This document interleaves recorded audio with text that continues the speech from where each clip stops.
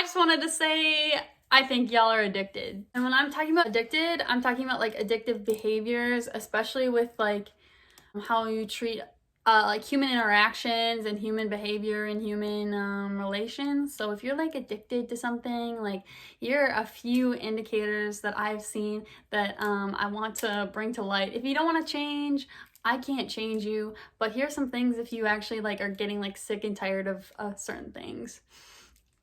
So here's, I'll do myself first.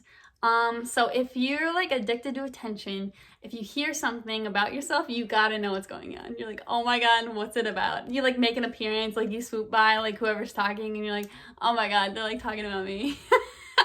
And especially, this is especially myself, is when someone's like gets it wrong about me, I have to like correct them. I'm like, no, that's not right. This is why, blah, blah, blah, blah, blah, like bang, bang, bang, bang, bang, like this is why you're wrong.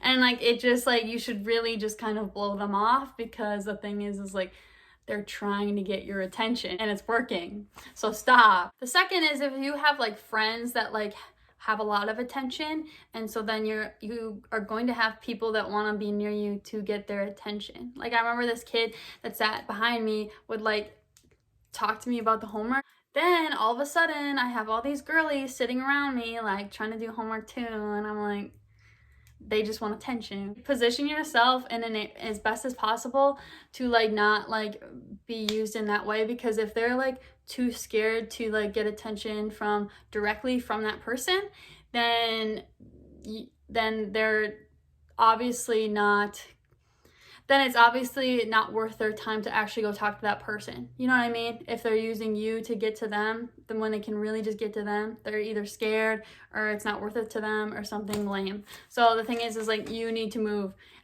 when that happens. Or if you're that person using that person to communicate with that other person, then you need to recognize what you're doing and stop.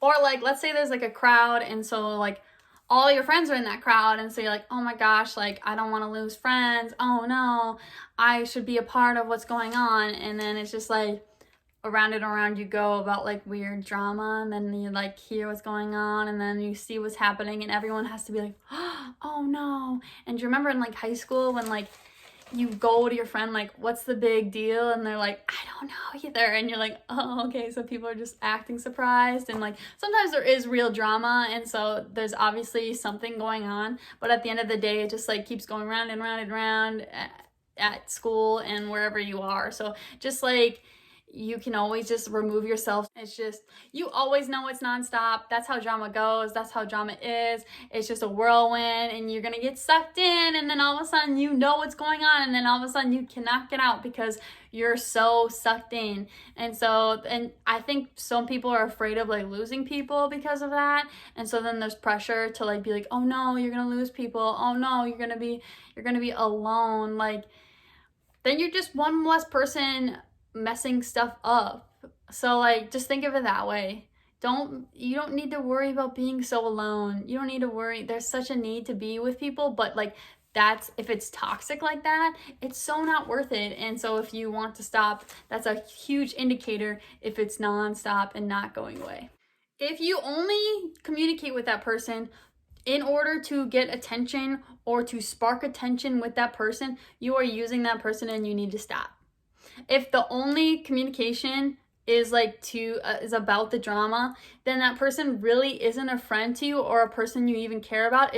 You care about the drama more than that person, and that's really sad. And so if either whoever you are in that dynamic, if you're the person they're only talking to you about the drama, then you need to stop talking to them. And I know it's hard, but like as much as possible, do not feed that, because the thing is then they value the drama above you as a human being. And that's really, really sad. And so then, or if you're that person and you recognize that all you do is talk about drama with that person, then you need to stop talking to them. Or make it clear that that's not why you're around them. You need to make that clear. And if it's not clear, then you need to back away, because if you can't prove it, then just back away. It's that simple, and we need to start valuing people over agendas, drama, whatever you can get from them. And otherwise you're gonna you need to look deeper and to see the reality of what you're doing and what's going on. You need to look at that a little bit more and to see, actually like open up your eyes and like see what's going on and see that these people don't exactly care about you, and if they do, that's fine and that's all good and dandy. But the thing is, if you look for a little bit, you can kind of realize that it's not even, you're not getting anything from it. You're really not. And so you got to be careful, and if you are, that's awesome, that's sweet. And so don't let other people tell you that they're like, oh, that's just drama, when maybe they're the drama, you know what I mean? So then you could actually have like opportunities for relationships, etc., and then those people are actually the drama. So just keep your eyes open, but to realize that like if you're like feeding off of drama, you're the problem, you're part of the problem. And so you can easily stop that. And if you're not going to, then I just hope other people will, and just like kind of like stop this like huge mess. If you're not paying attention, you're probably smart, you're probably out of the drama. I know sometimes people want to like fix things and like not be a part of the drama, but at the end of the day, people don't listen. So if you're not even paying attention, sometimes that's definitely a good thing. Even if it shows that you don't care, it shows that you are not like feeding into the drama. So that's actually a good thing if that's what people are doing. Sometimes if you don't care and you're neglecting things, that's like very bad, but sometimes in certain situations it's a very good thing, I think, at least. So okay, another obvious reason if you're addicted is like if you're only focused on you, like if it's only about you all the time and you don't even know what's going on with the other person, that's really sad.